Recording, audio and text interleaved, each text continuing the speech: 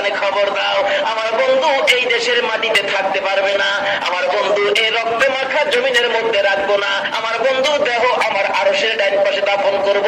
জিবরাইল খবর নিয়ে ডাকতেছেন, হুজুর আল্লাহর সালাম গ্রহণ করুন। আমি জিবরাইলের সালাম গ্রহণ করুন। আল্লাহর নবী গো, আপনার দেহ মুবারক আল্লাহর আরশের ডাইন পাশে দাফন হবে, আপনি খুশির সহিত কবুল করুন। আমার নবী কোনো কথা কয় না, দুইটা চোখের পানি ঝরঝর করে ছাড়তেছে। জিবরাইল বলেন, ইয়া রাসূলুল্লাহ, এত সুন্দর প্রস্তাব নিয়ে আসলাম, কোনো কথা কন না, খালি কাঁদেন কেন জানতে চাই। আমার নবী বলেন, জিবরাইল রে, তোমার জন্য খুশির খবর হতে পারে, আমি খুশি হতে পারলাম না। কেন পারলেন না? রে